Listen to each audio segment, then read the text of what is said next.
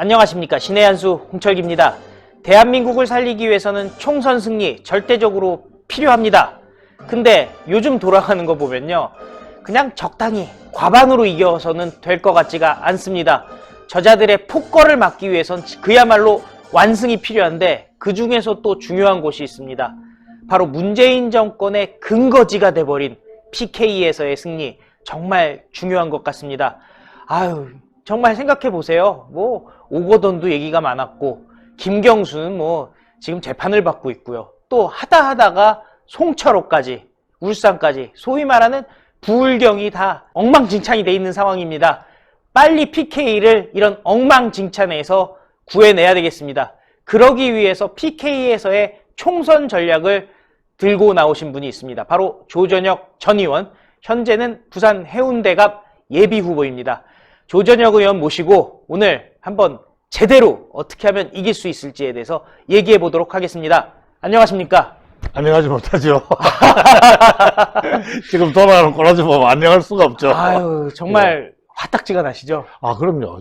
그런데 저뿐만 아니라, 저는 뭐 정치 일선에 있고, 이제 뭐, 직접 하고 있는 사람 중에 하나지만은, 일반 시민들이 정말 속에서 우라통이 터져가지고 못 살겠다. 그런 말씀 하신 분들이 굉장히 많습니다. 예. 정말 우라통이 날 수밖에 없죠. 특히 하여튼 뭐 부산 해운대 지역에는 그런 분들이 굉장히 많아요. 예. 사실 해운대가 전통적으로 부촌이잖아요.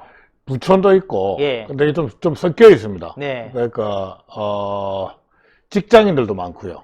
젊은 직장인들도 많고, 부촌도 있고, 동네가 좀, 신도시 쪽에서는, 그게 이제 좌동인데요. 그쪽에는 직장인들이 많습니다. 그리고, 우동 쪽에는, 희한하게, 그것도 이름이 자동 우동 뭐 그런데, 그쪽에는 좀 자영업 하시는 분들, 뭐 의사 이런 분들이 굉장히 많고요. 정말 다양한 분들이 이렇게 섞여 있다고 봐야 되겠네요. 근데 사실 뭐 부산 정치인으로서 뭐만 하면 자꾸 부산 얘기, 조국 때부터 사실 부산 얘기만 계속 나온 거잖아요. 그러니까 부산 시민들이 이 정권에 대해서 굉장히 피로감을 갖다 가지게 됐습니다. 그러니까 처음에는 이제 문재인 대통령부터 해서 이런 분들이 다 부산 출신이니까 사실 기대감을 갖다 가진 것도 많았었거든요. 그런데 그게 정말 1년도 지나지 않아가지고 실망을 갖다 넘어가고 이제 분노까지 이제 가게 된 거죠. 그럴 것 같아요. 왜냐면 부산이 자존심이 셀 수밖에 없는 게 대통령도 많이 배출이 됐잖아요. 그렇습니다. 전통적으로 많은 대통령들도 배출이 됐고, 또 지금 보면은 어떻게 보면 이상하게 좌파 정권에서도 뭐 부산 출신들이 많이 활약을 한 건 사실이지 않습니까? 활약을 갖다 했는지 악역들을 갖다 했는지 모르겠습니다만, 뭐 특히 조국 같은 경우에는 그냥 해운대가 본거지였거든요. 어떻게 보면은. 그래서 굉장히 해운대 구민들이 이제 분노를 갖다 하고요. 요즘 또 거기다 불을 갖다 붙인 게 이제 유재수 사건입니다. 유재수, 그렇죠. 그래서 어떻게 이 정권에 스캔들이 터지면 다 어떻게 부산하고 이렇게 연결되냐. 이런 부산 시민들의 불만들이 굉장히 지금 폭발을 하고 있다. 이렇게 평가할 수 있겠습니다. 유재수 말씀하시니까 그런데 저는 유재수 나왔을 때 사실은 유재수가 부산 사람인 줄 알았어요. 그러게 말입니다. 춘천 사람이더라고요. 맞습니다. 아니, 보통 지방자치단체에서 누군가를 이렇게 감투를 줄 때 그 지역 사람들이 가는 게 일반적인 형태잖아요. 굳이 왜 이렇게 강원도에서까지 데려왔을까요? 문제는 뭔가 하면은 그 인사를 갖다 누가 했는지 모른다는 겁니다. 오거돈이 한 게 아니래요? 오거돈이 한 게 아닌 걸로 부산 시민들은 다 알고 있습니다. 부산에서는 이미 바닥에 깔려있는 얘기인가 특히 뭐 보네요. 부산의 언론계에서는 이게 공공연한 비밀이고요.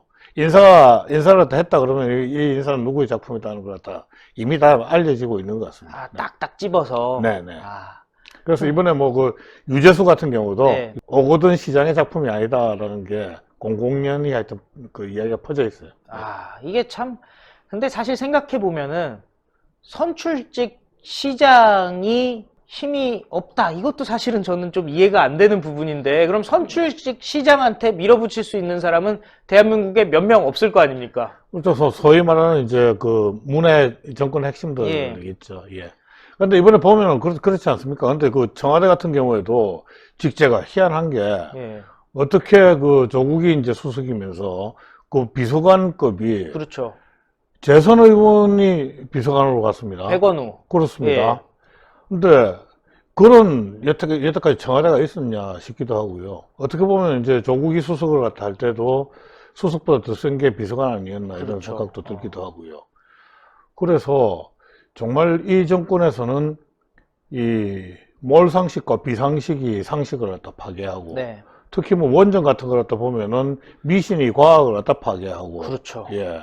그리고 이번에 무슨 뭐 저기 검찰 인사나 뭐 이런 것들 갖다 보면은 여태까지 뭐 이게 이 원칙들이 다 무너지고 예. 그래서 저는 정권 시작되고 나서 이렇게 빨리 몰락을 갖다 한 정권이 있었나 싶기도 합니다. 예. 참. 그래서 무슨 국가 운영을 갖다가 거의 초등학교에서 하는 무슨 과학 실험 비슷하게 이렇게 하는 이런 정권이 있었나 싶기도 해요. 예. 정말 참 이런 상황에서 부산 민심이 어떤가요? 부산 민심 말할 것도 없는 게요. 뭐 다른 건 다 차치를 갖다 하고 특히 부울경의 산업들이 다 망가졌습니다. 그러다 보니까 부울경의 경제가 아마 전국에서 제일 엉망일 겁니다. 지금요? 네. 원래 부울경이 가장 좀 산업적으로는 앞서 나가던 지역 특히 아닌가요? 울산 같은 경우는 그렇죠. 소위 말하는 이제 지역국민소득이라고 그러죠. 예. GRDP. 예. GRDP 1위였던 예. 도시지 않습니까? 그런데 거기는 뭐 그냥 예, 조선산업하고 자동차 산업이 엉망이 되면서 아파트 값들은 뭐 거의 뭐 몇십 % 이렇게 뚝뚝 떨어지고 네. 폐업하는 가게가 속출하고요. 부산만 해도 하여튼 경기가 굉장히 나쁘고요. 그나마 좋다는 해운대 지역. 네. 해운대가 그래도 우리나라 최고의 관광지지 않습니까? 그렇죠. 그럼에도 불구하고 이렇게 제가 매일 이제 자전거를 타고 돌아다니죠. 예. 아마 해운대 골목골목을 저보다 많이 하는 사람도 아마 없을 겁니다. 예. 보면 곳곳에 임대입니다. 예. 그리고 부산에 한때 최고의 번화가 해운대 내에서도 이제 중심가였던 로데오 상가라는 데를 보면 그렇죠. 통째로 유령 도시 비슷하게 되고 그랬어요. 그랬어요? 그렇습니다. 저 예전에 이렇게 가보면 정말 사람이 너무 많아가지고 그랬습니다. 저는 이제 서울에 살다가 네. 부산에 갔는데 와 부산에 이렇게 사람이 많은가 싶었었거든요. 근데 지금도 많긴 많은데 그나마 이제 괜찮다는 해운대조차 그러니까 부산 해운대 이외의 지역은 말할 것도 없다는 거죠. 그렇겠네요. 근데 어떻게 보면 문재인 입장에서는 본인의 뿌리가 있는 곳이기 때문에 예산 같은 거를 몰아줘서 좀 표를 사려고 하는 생각도 있었을 텐데 왜 이렇게 된 거죠? 예산이라는 게 사실은 저도 뭐 평생 대학에서 경제학을 가르친 경제학 교수 출신의 경제 전문가라고 자부하고 있습니다. 근데 예산이라는 건 기본적으로 마중물 정도의 역할입니다. 쏟아 부어가지고 경제를 갖다 살릴 수는 없다. 기본적으로 이게 마중물이 들어가고 나면 그다음부터는 이제 펌프가 돌면서 이제 경제가 살아나는 거거든요. 그런데 이 펌프를 갖다 고장을 갖다 내놨어요. 펌프 고장을 갖다 내놔놓고 소위 말하는 시장 경제라는 게 기업들이 활력을 갖다 가지고 기업들이 투자를 갖다 하고 그리고 또 일하는 근로자들이 열심히 일을 갖다 하고 새로운 아이디어나 아니면 창의성을 갖다 가진 사람들이 창업을 갖다 하고 이런 게 맞물려 돌아가야 되지 않습니까? 그런데 그 펌프 내지는 그 생태계는 그냥 다 폭격을 갖다 해놔놓으니까 물만 때려 부어가지고는 뭐가 되겠습니까? 그냥 진흙탕만 되는 거죠. 그래서 점점 나빠질 겁니다. 앞으로요? 예. 문재인에게 맡겨놨다가 그렇습니다. 뭐 그래가지고 지금 이 정권에서 보면은 급속하게 재정 적자가 늘어나고 있지 않습니까? 그런데 그렇게 재정을 갖다 쏟아붓는데도 불구하고 경제는 나아질 기미가 다 안 보이고 있습니다. 올해만 하더라도 60조 무려 날치기 예산 통과를 갖다 해가지고 올해 한 해만 재정 적자가 60조로 예상을 갖다 하는데 제 판단으로는 60조 이상 날 거예요. 왜 그런가 하면은 이 정부가 올 한 해 경제 성장 예측치를 조금 과장을 갖다 했거든요. 그랬어요? 예. 그래서 아마 2.6% 정도로 갖다 생각을 한 것 같은데 올해 제가 보기에는 2% 그러니까 작년 아마 이 추계가 나와야 될 건데 2%가 됐을지 안 됐을지 모르겠습니다. 아마 저는 1%대라고 생각을 하는데, 1.9% 뭐 그 정도 아마 됐을 거로 생각을 하는데, 2.6% 성장 올해 달성하기 힘들거든요. 만약 그렇다고 그러면은 그 재정 적자 규모는 더 커진다. 그러니까 세수는 줄어들고 씀씀이는 늘어나고, 그리고 이렇게 쏟아붓는 것들이 사실은 좀 생산적인 데 흘러가야 되거든요. 네. 그런데 쓸데없는 데 가고 있는 거죠. 근데 막상 지금 보면 문재인 정권이 일단 뭐 총선에서 이기겠다 뭐 이런 거밖에는 없는 것 같거든요. 근데 그래서 이기고 싶겠죠. 예. 네. 이기고 싶은 거하고 이길 수 있는 건 전 다르다고 생각을 합니다. 역사상 보면은 사실은 그 클린턴이 유명한 얘기를 갖다 했죠. Idiot is economy. 예. 바보야. 네. 문제는 경제야. 네. 뭐 그랬는데 어느 나라 선거나 보면은 경제 망쳐놔놓고 집권 여당이 저는 이긴 적을 갖다 보지를 갖다 못했습니다. 그렇죠. 예. 그래서 뭐 이번 선거에 그 사실은 야권이 좀 분열되고 뭐 여러 가지 문제가 많긴 많습니다만은 그렇다고 해가지고 여권이 나는 유리하다고 저는 생각하지 않습니다. 네. 충분히 해볼 만한 게임이다 이렇게 생각합니다. 일단 어쨌든 이기려면은 네. 또 뭐 구슬이 서말이라도 꿰야 되니까 네. 어쨌든 총선 전략 있어야 되잖아요. 네. 예. 먼저 이제 지역 전략 먼저 말씀해 주시고 네. 그다음에 조금 더 넓은 광역 내지는 국가 단위에서 좀 얘기를 해 주셨습니다. 기본적으로 뭐 야당이라는 것은 그 여당의 실정을 갖다 이제 비판을 갖다 하는 거 있지 않습니까? 네. 근데 이 정권은 정말 뭐 이게 그 비판할 거리가 한두 개가 아닙니다. 그렇죠. 예. 뭐 기본적으로 무슨 뭐 저기 대한민국의 민주화를 주도했다는 사람들이 지금 민주주의를 파괴하고 있습니다. 그렇죠. 권력을 갖다 사유화하고 권력을 독점하고 있고요. 지금 대통령이 사실은 입법, 사법, 행정 뭐 지금 온 데다 하여튼 다 뻗어가지고 그걸 갖다 다 움켜쥐고 있지 않습니까? 독재하는 거죠. 그렇습니다. 이건 사실은 어떻게 보면은 민주적 독재죠. 예? 예. 민주라는 것은 기본적으로 영어로 민주주의라는 게 데모크라시 아닙니까? 근데 보통 무슨 주의 그러면 이점이 붙습니다. 그렇죠. 예. 그러니까 이것은 민주주의는 사실은 민주주의가 아니고 민주제도입니다. 아, 그러네요. 예, 민주제도고 그 제도 안에 무엇을 담을 것인가가 중요하거든요. 네. 그런데 이 민주주의라는 제도 안에 독재가 담겼을 수도 있습니다. 그게 사실은 어떻게 보면은 뭐 나치의 히틀러라든지 뭐 이런 그 전체주의들이 처음에는 민주적인 제도를 갖다 이용하시고 결국은 독재의 수단으로 갔거든요. 그러네요. 네, 이 그릇 안에 사실은 자유라는 가치가 담겨야 되거든요. 근데 이 정부 들어서면서 자유의 가치를 갉아먹으면서 거기에 사실 어떻게 보면은 전체주의적 좌파적인 그런 가치를 갖다 담고 있습니다. 그래서 이런 부분들 반드시 좀 심판을 갖다 해야 된다 이런 생각을 갖다 하고요. 사실은 무슨 딱이 이 천재적인 무슨 전략이 나오겠느냐. 예. 저는 기본적으로 이 정부의 경제 실정만 부각을 갖다 해도 국민들이 굉장히 고개를 갖다 끄덕거리십니다. 그렇죠. 예. 네. 경기가 안 좋다는 거는 누구나 다 알고 있는 그렇습니다. 거니까요. 이게 자기가 체감하려 하는 거기 때문에 예. 공감도 쉽고요. 무슨 철학적인 문제라든지 아니면 정치 문제는 보면은 이야기가 하면 야 니네들도 싸우지 않느냐 뭐 이렇게 이야기가 돼요. 그렇겠네요. 예. 그래서 저는 경제 문제의 실정에 대해 가지고 최대한 부각을 갖다 하는 것이 지방선거가 됐든 아니면 전체 총선판이 됐든 간에 이 부분에 대해서 우리가 확실하게 국민들한테 전달하고 공감하는 게 중요하다 이렇게 생각합니다. 아, 그러네요. 네. 경제 실정 얘기하면은 진짜 먹힐 것 같은데요. 그렇습니다. 예. 실제로 요즘에 보니까 소득주도 성장 이런 얘기를 문재인이 안 하고 있죠. 해봤자 손해니까. 아, 그렇죠. 예. 예. 그럼에도 불구하고 되게 재밌는 게 그걸 포기하지 않겠다고 하지 않습니까? 무슨 고래 심술 같아요. 그러니까요. 예. 뭐 연초엔 보니까 부동산 값 잡겠다 뭐 그런 얘기까지 하고 있는데. 근데 굉장히 이 사람들 유능해요. 예. 왜 그런가 하면은 경제의 마디마디 힘줄 주요하는 힘줄들 갖다 끊어가지고 예. 망가지게 만드는 데는 정말 유능하다. 망치는 데는 예. 최고다.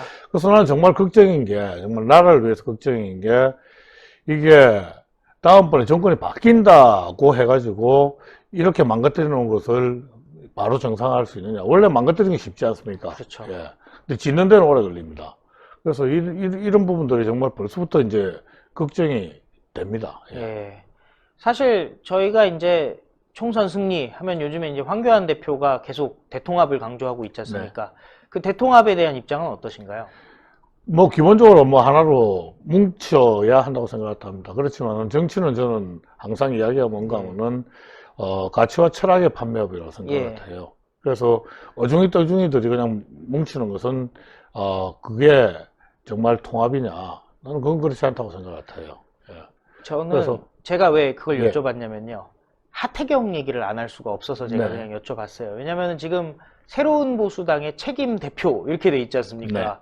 근데 보면은 건건이 꼭 자유한국당뿐만이 아니라 시민사회단체와도 얘기를 할 때 이제 대통합으로 간다라고 거의 합의가 된 것처럼 얘기가 돼가다가도 그 발목을 잡는 게 하태경 책임 대표란 말이에요.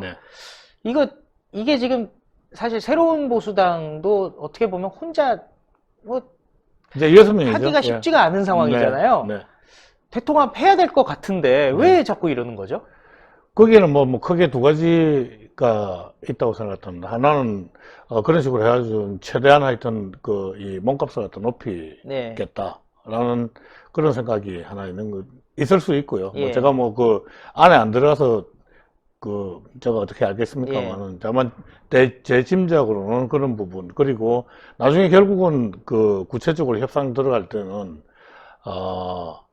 의원 자리 몇 석, 공천 뭐 이런 부분이 있지 않겠습니까? 그 소위 말하는 지분이라고 그러는데 지분 확대를 갖다 위한 전략일 수도 있겠다 이런 생각을 갖다 하고 있습니다. 그런데 지금 통합을 갖다 하겠다고 생각을 갖다 하고 그런 부분에 대해서 정말 진정성이 있다고 그러면은 그런 부분들 갖다 자신부터 이제 먼저 좀 내려놓고 상대방에게도 요구를 갖다 해야 되는데 그런 식으로 이 공천 지분을 염두에 두고 하면은 이게 결국은 통합에 도움이 될까? 저는 통합에 걸림돌이 되지 않느냐 이런 생각을 하고 있습니다. 제가 어제도 이렇게 보니까 박형준 교수가 통합하는데 어떻게 자기가 원하는 걸 100% 다 할 수 있느냐라고 새로운 보수당한테 얘기를 했더라고요.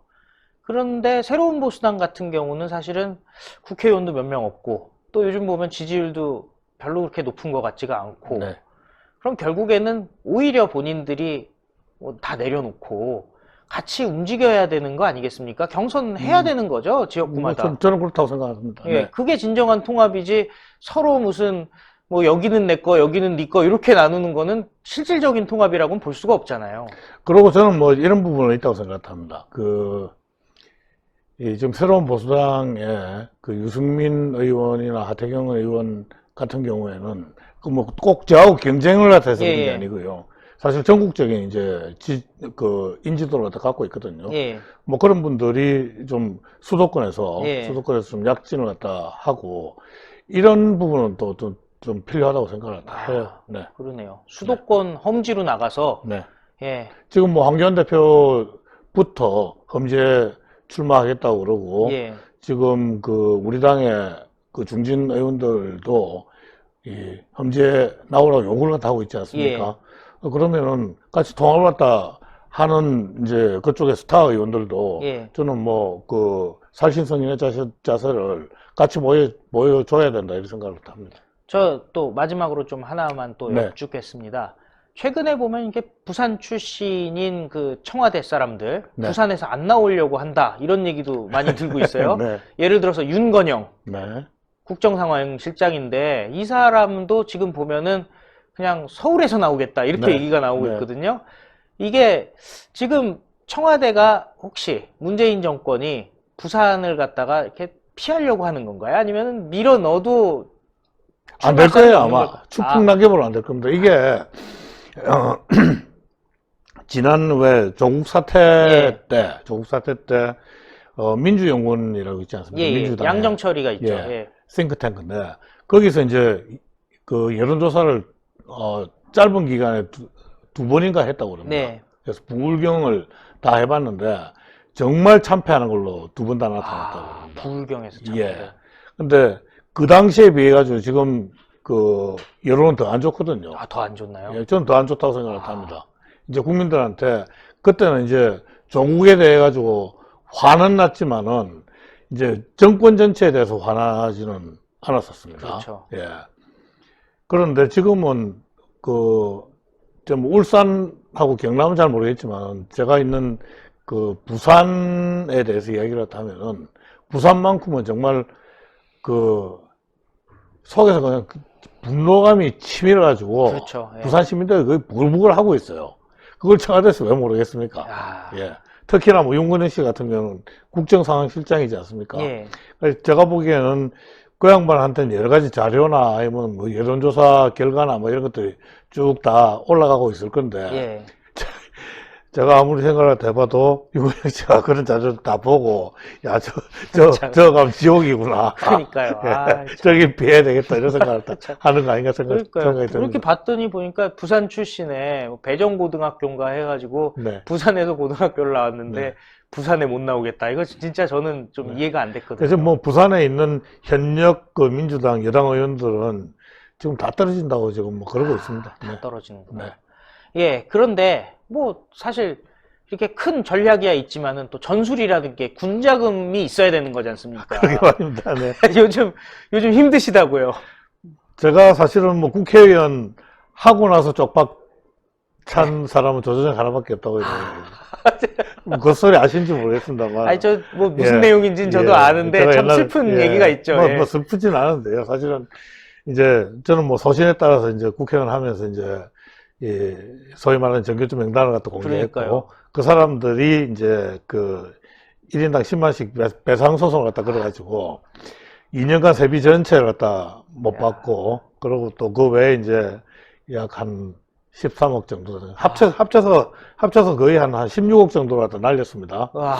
국회의원을 갖다 할 때 날리지 않았습니까? 그러니까 이 선배 의원님들이 저한테 뭐라고 이야기를 했는가 하면은 세상에 이 선거에 출마해가지고 국회의원 떨어지고 나서 이 신세 망친 사람들은 아마 대한민국에 수천 명 될 건데 국회의원 되고 나서 이게 재산 다 날린 건 조정이는 하나밖에 없을 거다고. 그러니까요. 최근에 이렇게 저희 청문회 보니까 정세균은 막 재산이 늘더라고요. 그래요. 나는 근데 정치하면서 어떻게 그 재산이 늘 수 있는지 난 그게 정말 그게 늘 수가 없거든요. 예.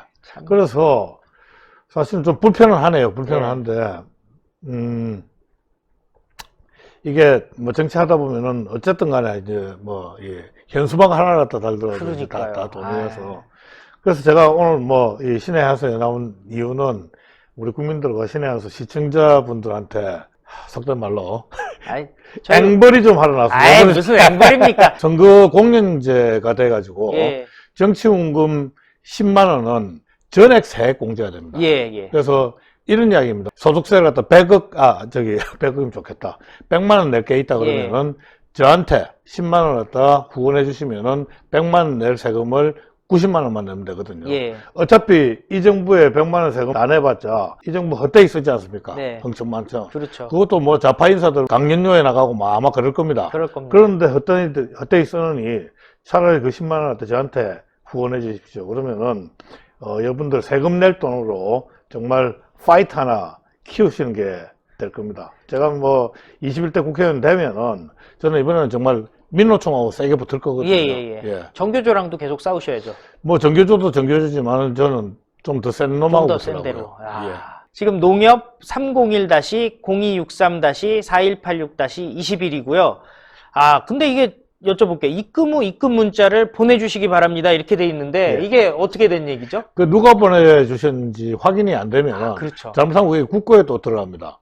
우리가 실명이 있어야 되니까. 문재인 정부한테 세금 내기 싫어가지고 저한테 10만 원 보내주셨는데 그게 실명 확인이 안 되면은 국고에 나중에 귀속되지 않습니까? 그러면은 쓸데없이 10만 원 더 내게 되는 거거든요. 그러니까 꼭 하여튼 그 보내주신 분 성함하고 뭐 입금 완료 그래가지고 문자를 갖다 주시면은 여러분들 이 후원 회비를 제가 꼭 당선돼가지고 그런 부분들을 막아야 되지 않겠습니까?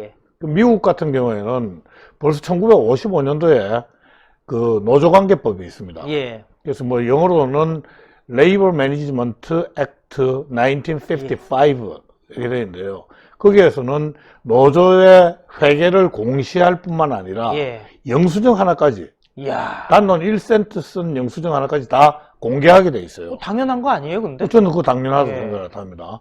근데 지금 보면은 민노총은 저는 우리나라 최대 권력 집단이라고 생각을 하거든요. 예. 그런데 그 사람들이 그렇게 큰 권력을 가지고 있으면서도 돈을 어떻게 쓰는지. 노조위원장이 사실은 어떤 방식으로 지금 선출되는지 이게 다 깜깜이고 예. 또 어두운 부분이 굉장히 많습니다. 예. 그런 것들을 밝게 만들고 공개를 해야 된다고 생각합니다. 예, 오늘 말씀 감사했습니다. 네. 예, 선거자금은요, 정치자금법이 워낙 빡빡해서 대한민국에서 어떻게 빠져나갈 수가 없습니다. 그거 빠져나가려고 했다가는요, 진짜 쇠고랑 찰 수밖에 없는데, 아유, 이게 노조에서는 이렇게 돈을 갖다가 방만하게 쓸 수도 있다라는 얘기, 어디까지나 의혹입니다. 그럼에도 불구하고 하나 확실한 것은 있습니다. 현 정권의 끝이 보이고 있습니다. 문재인 정권의 지역적인 근거지 부산, 이 지난 지방선거에서 빼앗겼던 부산을 이제는 되찾아와야 됩니다. 그래서 부산에서 승리하고 또 울산에서도 승리하고 경남에서도 승리하면은 결국에는 대한민국에서 승리하는 거에 초석이 되지 않을까 하는 생각이 듭니다. 조전혁 해운대갑 예비후보 역시 열심히 뛰고 있으니까요. 여러분들 많이 박수 쳐주시고 또 후원에도 조직돼 있으니까요.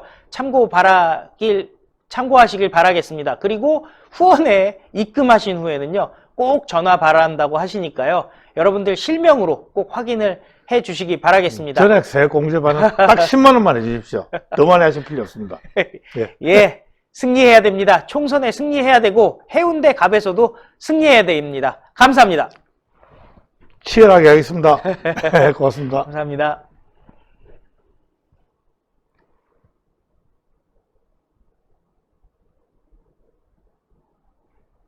신의 한 수의 구독, 좋아요, 알림 방법입니다. 보실 영상을 눌러주세요. 아래의 구독 버튼을 눌러주세요. 그럼 종 모양이 나옵니다. 그 종 모양을 눌러주시면 신의 한 수의 새로운 영상들이 알림이 울립니다. 그리고 엄지척 좋아요 버튼을 눌러주세요. 여러분의 구독, 좋아요 버튼은 신의 한 수에 큰 힘이 됩니다. 댓글로 여러분의 많은 의견도 듣고 있습니다. 응원의 댓글도 부탁드립니다.